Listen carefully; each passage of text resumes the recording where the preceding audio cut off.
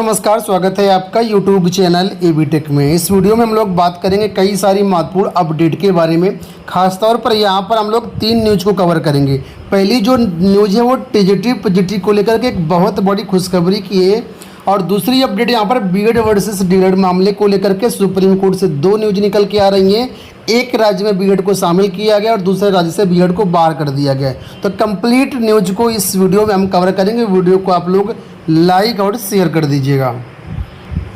आप लोग जानते हैं कि नया शिक्षा सेवा चयन आयोग जो बन रहा है उसमें चयन बोर्ड की धारा 18 और धारा 21 को समाप्त कर दिया गया है, जिससे टीजीटी पीजीटी के जो शिक्षक हैं, शासकीय माध्यमिक विद्यालयों के जो शिक्षक हैं, प्रधानाचार्य हैं, वो इसके विरोध में हैं।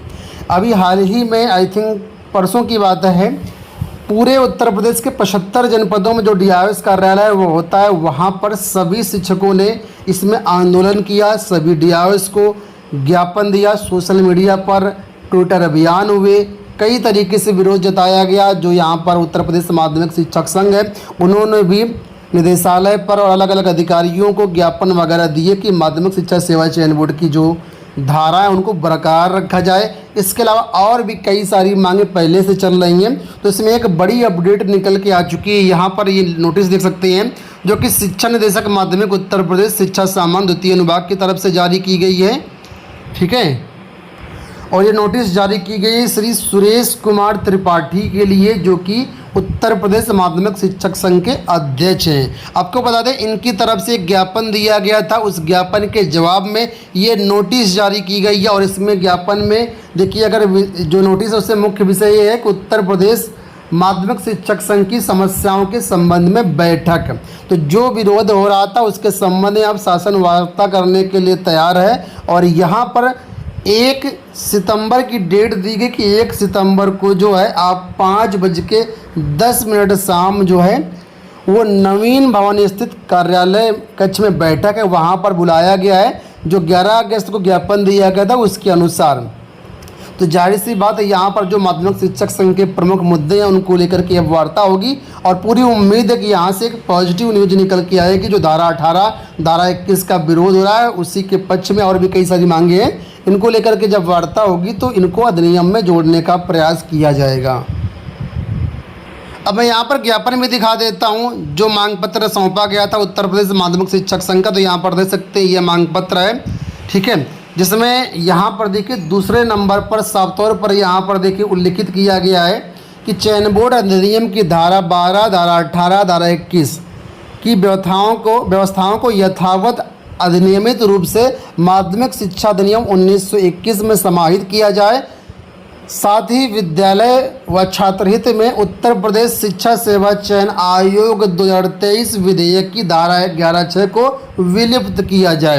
तो यहाँ पर देखिए ये बात जो है स्पष्ट रूप से बताई गई है कि धारा 18 और धारा 21 को जो है वो यथावत रखा जाए।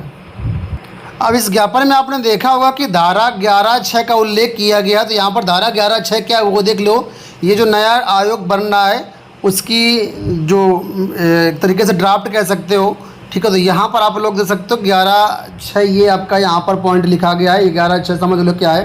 यहाँ पर देखिए लिखा है कि यदि प्रबंध तंत्र नियुक्त प्राधिकारी किसी चयनित अभ्यर्थी को युक्त कारणों से प्रबंध तंत्र नियुक्ति प्राधिकारी को यथोचित कारण उल्लिखित करना है से नियुक्ति पत्र जारी करने में विफल हो जाता है, यानी प्रबंध तंत्र किसी अभ्यर्थी को नियुक्ति पत्र जारी करने में विफल हो जाता तो उपधारा 1 के अधीन अभ्यर्थियों की सूची पैनल से शेष अभ्यर्थियों का एक पैनल संस्थान को केवल एक बार उपलब्ध कराया जाएगा। फिर भी यदि प्रबंध तंत्र नियुक्ति प्राधिकारी नियुक्ति पत्र जारी करने में विफल रहता है तो संबंधित पद को ही समाप्त कर दिया जाएगा। तो यहाँ पर पद को समाप्त करने की बात कही जा रही, तो यहाँ पर कहा जा रहा है इस धारा को हटाया जाए, क्योंकि पद समाप्त नहीं होना चाहिए। अगर कोई अभ्यर्थी वहाँ पर ज्वाइन नहीं करता है या वहाँ पर जो है नियुक्ति पत्र जारी नहीं होता है तो पद नहीं समाप्त होना चाहिए। उस पर आगे जो कार्रवाई होती है वो होनी चाहिए, लेकिन पद खत्म नहीं करना चाहिए। तो ये भी एक पॉइंट इसको हटाने की बात की गई है।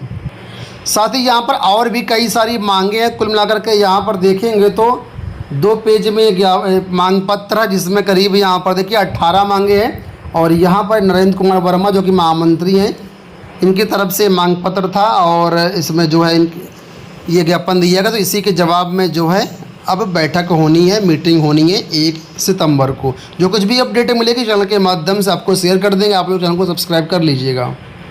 अब बात कर लेते हैं BEd versus DElEd Supreme Court big news के बारे में। पर जो पहली अपडेट है वो है छत्तीसगढ़ से। छत्तीसगढ़ में बीएड वर्सेस डीएलएड मामले को लेकर के आज सुप्रीम कोर्ट में सुनवाई हुई। हालांकि यहाँ पर हाई कोर्ट में चल रहा है केस। मामले को समझ लेते हैं क्या मामला है। मामला ये है कि छत्तीसगढ़ में पहले से एक शिक्षक भर्ती चल रही है और इस समय उसकी काउंसलिंग चल रही है। 30 अगस्त तक काउंसलिंग होनी है। तो यहाँ पर जो अभ्यर्थी है वो 1.5 अभ्यर्थी चले गए थे हाई कोर्ट, और हाई कोर्ट ने बीएड अभ्यर्थियों को बाहर कर दिया था कि बीएड अभ्यर्थी काउंसलिंग में पार्टिसिपेट नहीं कर पाएंगे क्योंकि सुप्रीम कोर्ट का आदेश आया 11 अगस्त को। तो अब इसी मामले को लेकर के अभ्यर्थी गए थे सुप्रीम कोर्ट, जहां पर आज सुनवाई हुई है। तो माननीय सुप्रीम कोर्ट ने ये कहा है कि ये भर्ती पुरानी भर्ती है, लगभग मुझे लगता है 2018 की या 19 की भर्ती है, और काउंसलिंग उस समय यहाँ पर चल रही है। तो सुप्रीम कोर्ट ने ये कहा है कि इन बीएड अभ्यर्थियों को काउंसलिंग में पार्टिसिपेट करने दिया जाए, क्योंकि मामला पहले का जो भी ऑर्डर प्रभावी होगा वो 11 अगस्त के बाद प्रभावी होगा, उससे पहले की भर्तियों में कोई इम्पैक्ट नहीं पड़ेगा, ऐसी जानकारी कही गई है।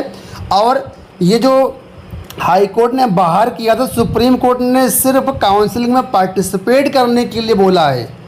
फाइनल डिसीजन जो हाई कोर्ट में केस चल रहा है छत्तीसगढ़ में उस पर डिपेंड करेगा। ठीक है, साथ में निर्देशित किया गया है छत्तीसगढ़ सरकार को और हाई कोर्ट को तो इनकी काउंसलिंग में पार्टिसिपेट करने दिया जाए, और जैसा हाई कोर्ट का आदेश होगा उसी के अनुरूप बीएड वालों को आगे नौकरी मिलेगी या नहीं मिलेगी वो हाई कोर्ट के फाइनल ऑर्डर पर डिपेंड करेगा। तो ये अपडेट है, काउंसलिंग में पार्टिसिपेट करने का मौका मिल गया है। अब बात करेंगे यहाँ पर दूसरी अपडेट को लेकर के। दूसरी अपडेट यहाँ पर है वो है बिहार से।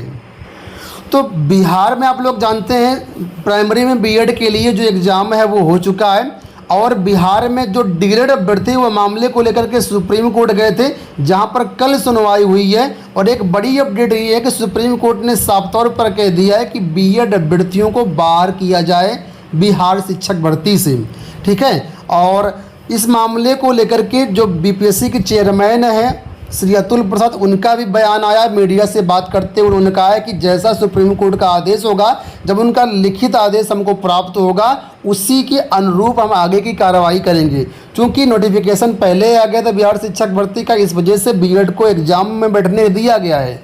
ठीक है, अब जब काउंसलिंग होगी या जब उनकी ज्वाइनिंग होगी तो जाहिर सी बात है कि बीएड को प्राथमिक शिक्षक भर्ती में नहीं शामिल किया जाएगा। स्पष्ट संकेत जो है अतुल प्रसाद जी के यही है कि जैसा सुप्रीम कोर्ट का आदेश होगा उसी के अनुरूप हम काम करेंगे। जब बीएड का रिजल्ट जारी होगा तो उम्मीद है कि अब बीएड को मौका नहीं मिलेगा, क्योंकि सुप्रीम कोर्ट से बढ़कर कोई भी संस्था नहीं है, और उन्हें साफ तौर पर कहा है कि सुप्रीम कोर्ट के आदेशों का पालन हमें करना ही है। तो लिखित आदेश प्राप्त होने के बाद हम उस पर कार्रवाई करेंगे जैसा हमें आदेश मिलेगा। तो बिहार शिक्षक भर्ती से अब बीएड अभ्यर्थियों को लेकर के एक बड़ी बैड न्यूज़ है। उम्मीद करेंगे वीडियो आपको पसंद आया होगा। इसी तरह के अपडेट के चैनल